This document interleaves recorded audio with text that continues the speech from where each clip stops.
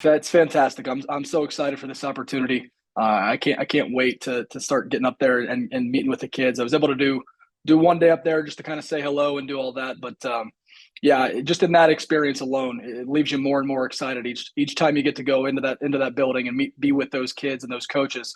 I'm so excited and so fortunate and so blessed to have this opportunity. So we played while I was at Manchester. We played Eastside last year in the second round of the tournament, and it was one of those things that on film and then again on Friday night, it was very apparent that this is something that matters an awful lot to the kids and to the community at Eastside. That Eastside Blazer football is an important part of who they are, and anytime you get the chance to go into a community with that level of commitment and buy-in, you consider yourself incredibly fortunate to do so. So that was probably the first thing for me. Was it just jumped off the screen, and then again on Friday night when they had to make the hour and 10 minute trip, the community was there, and it was full throated support for their football team, and that's awful special.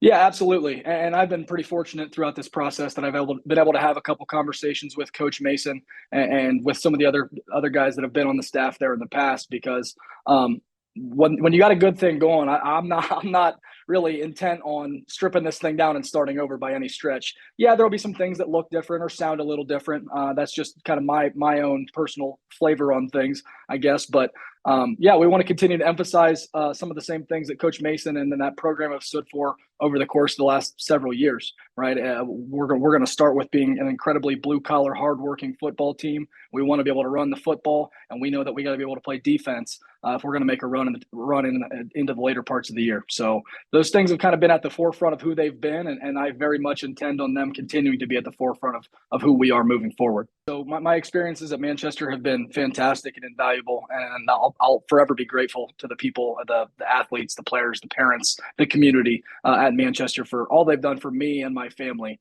And I'm hoping that some of those lessons that I learned as a young coach and some of those road bumps along the way, some of those things I had to grow through, kind of serve me well moving forward with some of that experience in some of those tighter moments or some of those tougher spots, whether it's at practice or in a game or whatever it might be. But just hoping to grow from and learn from my time here while always looking back and cherishing it. Starting to try to build relationships with kids, right? It starts there. We have to build those relationships and kind of get to know each other a little bit.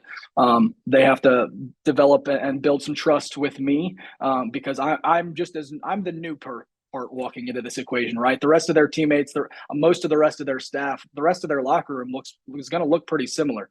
So I understand that. I encourage that, frankly, and I kind of have told them as much that, listen, I understand that I got a lot of work to do to build relationships here, but I'm pretty excited about that because I think we're all coming at it from the perspective of this is something that matters an awful lot to us. We want to make sure that we get it right together. This isn't me and you. This is us. So let's be about us building those relationships and getting started.